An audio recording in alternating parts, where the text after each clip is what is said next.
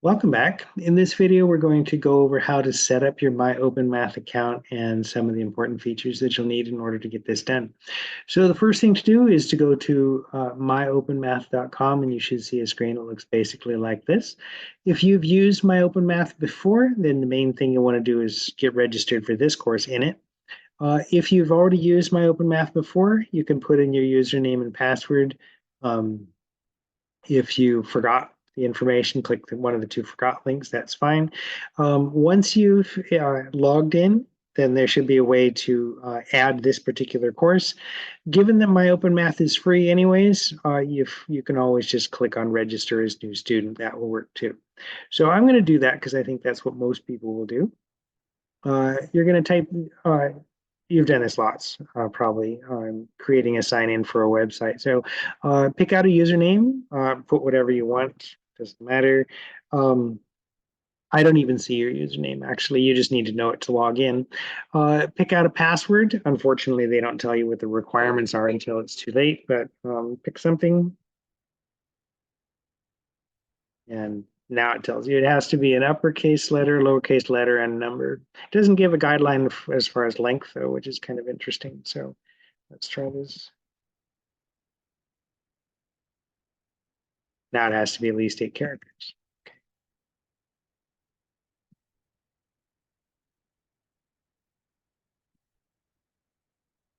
All right, there we go. I think that's fine. First name and last name. Please put your first name in the first name spot and your last name in the last name spot. So let's do that. It'll help me if your name is the same as whatever your name is on self-service or Canvas. It helps me match everything up and get the correct grades entered. So if your grade on Canvas or self-service is not the grade that you want, then see if you can try to change that through the college, and then that'll be fixed. But in the meantime, if you could make it match on here, I would appreciate it. Put an email address that you use. If I send messages, sometimes it's through Canvas. I may send you a message through MyOpenMath too, in which case you want to use an email address that you actually will check. You can choose to get an email whenever you get a MyOpenMath message. Hopefully you're over 13. Click that you've read the terms of use. Course ID, we're going to need that. It's 241420. So there's that. And then you can leave the enrollment key part blank. Once you've got all that filled out, you can click on sign up, and it'll show you, it'll let you in to MyOpenMath. So let me show you how that's going to look. All right, so you should see a screen that looks kind of like this, only it won't say courses you're teaching here. It'll just say courses you're taking, and one of them should be Math 10. So click on that. And then let me show you what the student view looks like. Okay, so once you're in MyOpenMath and in our course, you should see a screen that looks like this. So relatively easy to navigate. Down the left side, messages. If I send you a message, it will go here, or if you send me a message, it will appear here along with my reply. Forums, you can click on that, see what it does. Calendar, that's kind of useless because the calendar is right in front of you here, so you don't really need to click on it. Course map, I don't think I've ever used that for anything. Gradebook does just what you think it does. Logout does just what you think it does, as does the help button. Across the top in next to MyOpenMath, home takes you back to here. My classes, if you somehow have more than one, you can choose between them here. Settings, click on that if you like and see what it does. Logout does just what you think it does. Down below that in purple, this should all be pretty self-explanatory. Okay, so there's that. The part here where it says view, instructor, student, and quick rearrange, I don't think you have that. So the main and most important stuff that you need around the boundary here is to be able to log out, which is down either the left side or at the top. And then the next thing really is the calendar. Calendar's important. So couple things. One is right now it's centered on now as I'm making this video. It's Sunday the 25th. And so you can see the next couple of weeks. And you can see that there's some things that we have due later this week. First thing, on the 28th, there are 4 things marked with an R. Those are reviews, as we'll see in a minute. It's important to note that the dates that you see on the calendar are the dates that things are due. So all of the things that you see on the calendar, you could work on right now. Okay, if they're on the calendar, they're available to you. And the dates you see on the calendar are not the dates that you start. It would be a mistake to look at this and go, okay, I don't have anything to do until Wednesday, and then I have 4 things to do on Wednesday. You could do all this stuff right now if you want. These are the end dates for things, not the start dates for things. Okay. The second thing to note is that the pair of less thans and pair of greater thans here are how you kind of navigate through the calendar. If I somehow accidentally pressed the back button, now I might look and think, okay, there's nothing to do, right?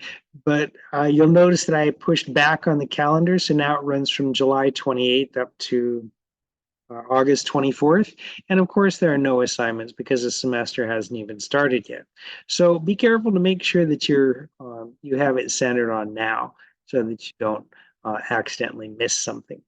All right, if you want to see more weeks, you can change this so that it shows more weeks. If you go down here where it says Sunday to the right of that and click on Show All, there you'll see descriptions of what the assignments are. So due on Wednesday, we have some reviews, a little bit of arithmetic stuff on fractions and so forth. Thursday, a little bit about order of operations, and then some actual chapter 1 stuff begins in here. Okay, so that's the detail that you see off the calendar. Okay, moving on.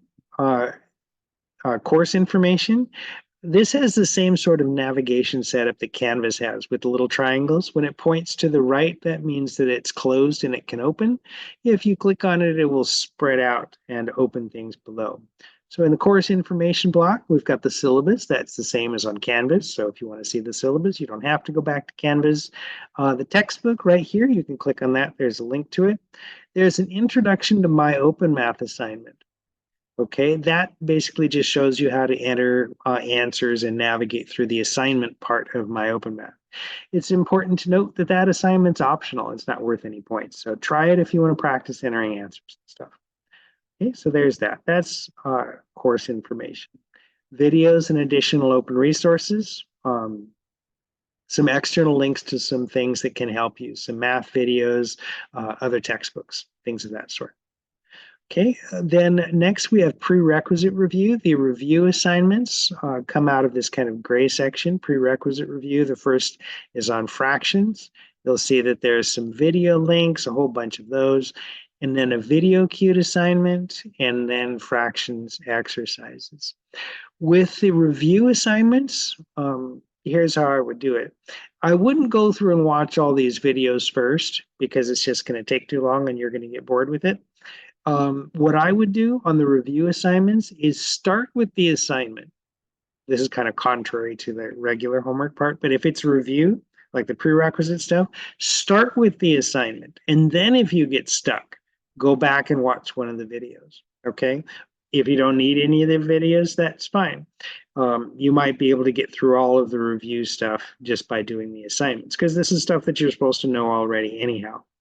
In fact, let's go ahead and try one of these. I'm going to try one of these order of operations assignments right now.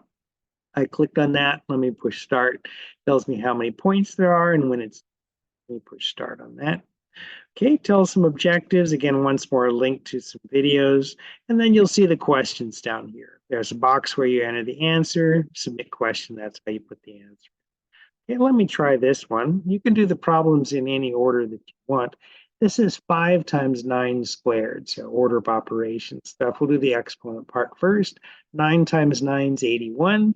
5 times 81 is 405, I think. So let me put in 405 and push submit question. All right, so I did a good job. I get a little green check mark and then some green highlighting right here and a green check mark next to the answer box. Let me do one wrong just so you see how that looks. 4 plus 5 squared. That should be what, 29? Because you do 5 squared is 25 plus 4 is 29. You should do that first. But let me do this wrong. 4 plus 5 is 9. 9 squared is 81. Okay, that's messed up. All right, and so when it's messed up, instead of getting a green check mark, you get a red X instead. Okay, you can get a similar question. And then if you want, you can get a video on it, a written example. Okay, or we can just go fix it. Some of the problems you're able to fix it. There we go. So now it's right. Not every question has the ability to fix it like this one does, but a lot of the review ones are set up that way. I don't think I feel like doing this anymore, so I'm going to stop. Let me scroll up to the top and push done. Okay, once I've done that, here's kind of a summary. Most of the questions I didn't do. I did get 2 of them right. So far, my score is only 9%, but that's fine. I've only done 2 of them. Off to the right here, you can push resume to get back in it, or you can push exit to get out of it.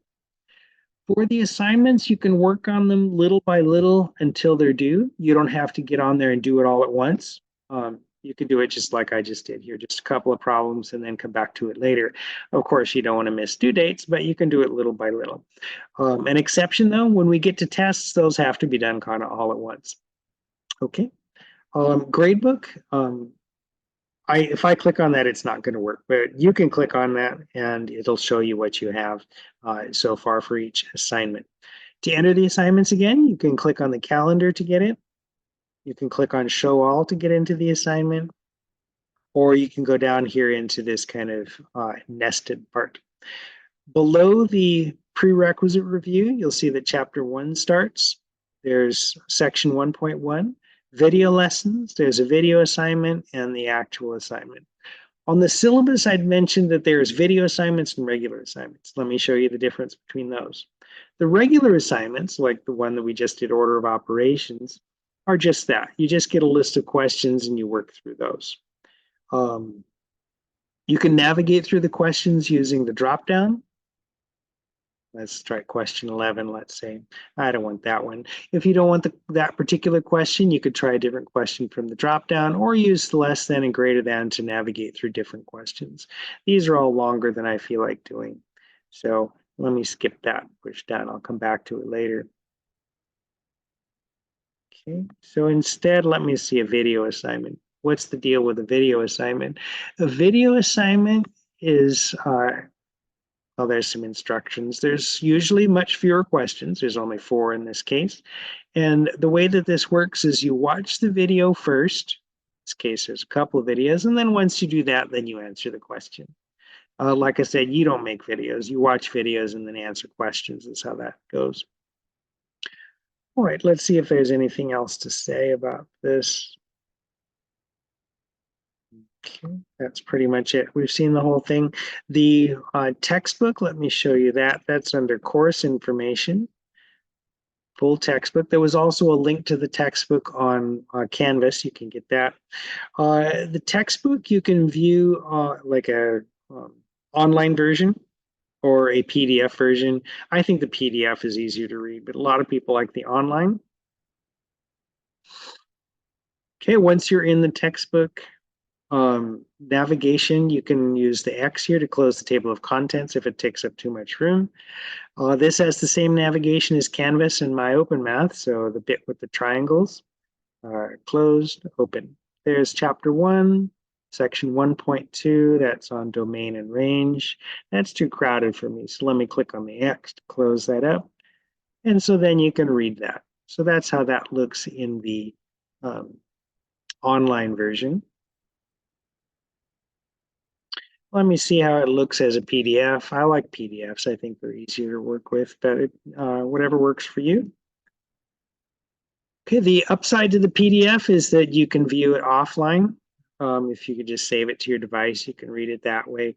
If you are viewing the PDF, you still have access to the table of contents here on the left using this leftmost stack. So we can go through chapter 1, section 1.2. That way. Up to you, depending on whether you want to use the online version or the PDF version.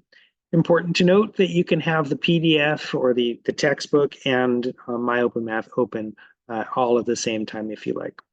All right, so that is it. That has been a quick look through MyOpenMath, getting the account set up, and some of the important features for it. If you do have any questions about getting the account done or how to work it, any of that, let me know.